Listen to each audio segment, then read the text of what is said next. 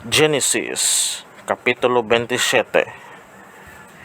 Ginbendisyonan ni Isaac si Jacob. Si Isaac tigulang na, kag hindi na makakita.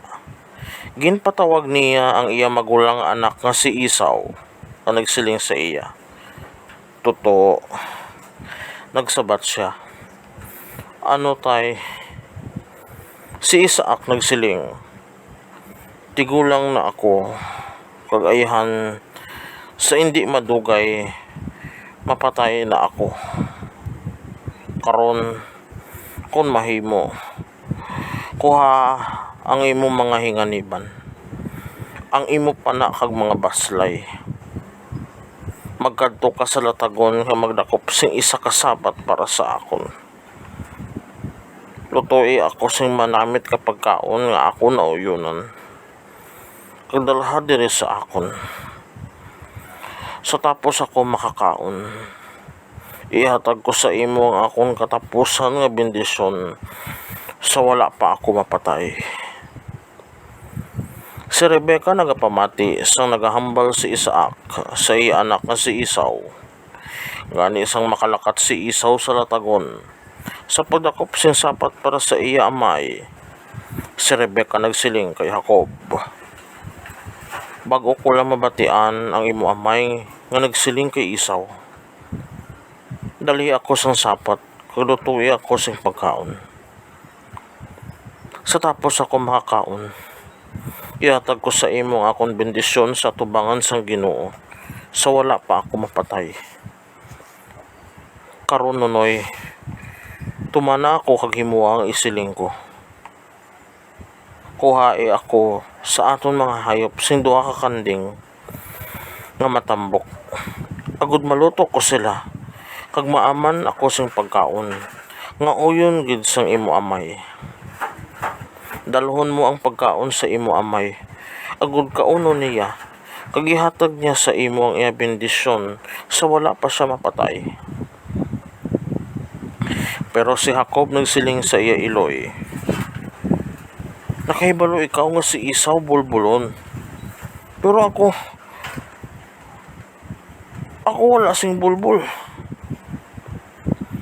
Bas ihikapon ako ni tatay kag mahibaluan niya nga ginalimbungan ko siya, kag sa baylo nga bendisyonan niya ako. Iya ko pala kamalautod. Ang iya iloy nagsabat, Nonoy, ako ang manabat sang bisan ano nga pagpakamalaot sa imo. Himuan lang ang ginasiling ko. Kaglakat ka, kaguhay ako sa mga kanding. Gani naglakat si Jacob sa pagkuha sa mga kanding. Kagindala niya ini sa iya iloy. Kaginluto sang iya iloy ang pagkaon nga nauyunan gid sang iya amay. Dayon ginkuha ni Rebecca ang labing maayo nga mga bayo ni Esau nga iya gintago sa balay. Kagin pasuksok niya ini kay Jacob.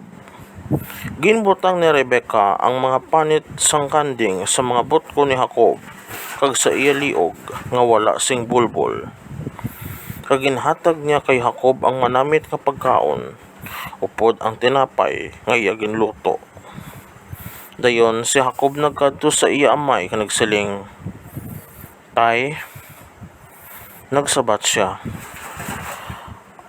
ano, sino ka bala anak ko? Si Jacob nagsabat, si Esau ako, ang magulang mo nga anak. Ginhimo ko ang ginsiling mo sa akon. Kung mahimo, magpungko ka magkaon sang pagkaon nga gindala ko sa imo, agud mabendisyonan mo ako. Si Isaac nagsiling, paano mo makuha inisang madali totoo? Si Jacob nagsabat, ang Ginoo nga imo Dios nagbulig sa akon sa pagpangita sini. Si Isaac nagsiling kay Jacob, palapit ka sa akon, agud mahikap ko ikaw. Kun bala, ikaw gid matuod ang akon anak nga si Esau. Si Jacob nagpalapit sa iya amay, ginhikap siya Sang iya amay nga nagsiling, ang imo tingog daw tingog ni Jacob, pero ang imo mga butkon daw iya ni Esau.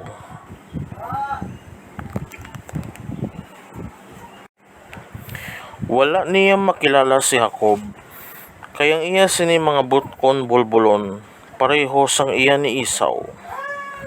Bendisyonan niya kuntani si Jacob, pero nagpamangkot siya. Ikaw gid bala ang anak ko nga si Esau? Nagsabat siya, oo. Nagsiling si Isaac, dalhi ako sang imo linuto. Sa tapos ako makakaon sini, bendisyonan ko ikaw. Gindalhan siya ni Jacob sing linuto, kag bino nga ilimnon. Dayon ang iamay nagsiling sa iya, tuto, palapit ka kag haluki ako. Sang pagpalapit niya sa paghalok sa iya amay, nasimhutan ni Isaac ang iya mga bayo. Gani ginbendisyonan niya siya nga nagasiling, ining kahamot sang akon anak, kaangay sang kahamot sang latagon, nga ginbendisyonan sang Ginoo. Kabay nga ang Dios maghatag sa imo sang tunog sang langit, kag maghimo sang imo mga kaumhan nga mapatubason. Kabay nga hatagan niya ikaw sang madamo nga mga kalanon kag bino. Kabay nga mga kapungsuran mangin imo mga alagad, kag ang mga katawhan magsaludo sa tubangan mo. Kabay nga magahom ka sa imo mga himata, kag kabay nga ang mga kaliwat sang imo iloy magsaludo sa imo atubangan. Kabay nga ang nagapakamalaot sa imo pagapakamalaoton, kag ang nagabendisyon sa imo pagabendisyonan. Ginbendisyonan ni Isaac si Esau. Si Isaac nakatapos ang iya pagbendisyon, kag sang nakahalin gid lang si Jacob, nag-abot si Esau halin sa iya pagpangayam. Nagluto man siya sing manamit nga pagkaon, kag iya ini gindala sa iya amay. Nagsiling siya, tay, kung mahimo, magpungko ka kang magkaon sa linuto nga gindala ko sa imo. Agud mabendisyonan mo ako. Si Isaac nagpamangkot sa iya, sino ka? Nagsabat siya, si Esau, ang imong magulang nga anak. Nagpalangurog ang bug-os nga lawas ni Isaac, kag nagpamangkot siya, karon sino yadtong nag-ihaw sing sapat ka nagdala sadto sa akon? Nakakaon ko gid lang kag umabot ka. Ginhatag ko sa iya ang akong katapusan nga bendisyon, kag mangin iya ini sa wala sing katubtuban. Sang pagkabati ni Esau sini, naghibi siya sing tudugid nga nagahibubunot ka nagsiling, tay, bendisyonin man ako. Si Isaac nagsabat, ang imo utod nagkari kag nagdaya sa akon. Nakuha na niya ang bendisyon nga para sa imo. Si Esau nagsiling, ikaduha na ini nga pagdaya niya sa akon. Gai ko man nga ang iyang ngalan si Jacob. Ginkuha niya sa akon ng mga kinamatarong subong panganay, kag karon ginkuha niya ang bendisyon nga para sa akon. Wala ka na gid balasing bendisyon para sa akon? Si Isaac nagsabat kay Esau, ginhimo ko na siya nga agalon mo, kag ginhimo ko ang iya mga kahimataan nga iya mga ulipon. Ginhatagan ko siya sing kalanon kag bino. Karon toto, wala na gid ako sing mahimo para sa imo. Si Isaw nagpadayon sa pagpakiluoy sa iya amay. Tay, isa gid lang bala nga imo bendisyon. Bendisyon ni man ako tay. Kung naghibi siya sing tudugid. Dayon si Isaac nagsiling sa iya. Wala sing maayo nga duta para sa imo. Wala sing tunog sang langit para sa imo mga uma. Magakabuhi ikaw paagi sa imo espada. Kag mangin ulipon sang imo utod. Pero kung magpamatok ka, makapangin padlos ka sa iya gahom. Si Isaw nagdumot kay Jacob, kay ang bendisyon nga para sa iya, ginhatag sang iya amay kay Jacob, kag si Isaw nagsiling sa iya kaugalingon. Ang paglalaw sa kamatayon sang akon amay, madali na lang. Kung matapos ini, patyon ko si Jacob. Pero si Rebecca nakabati isang plano ni Isaw.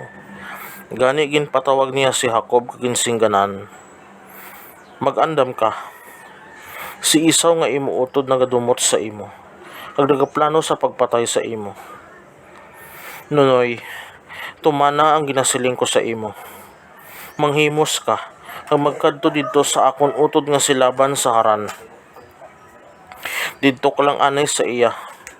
Tubtob magugdaw ang kaakig sa imo utod. Kag malipatan niya ang ginhimo mo sa iya.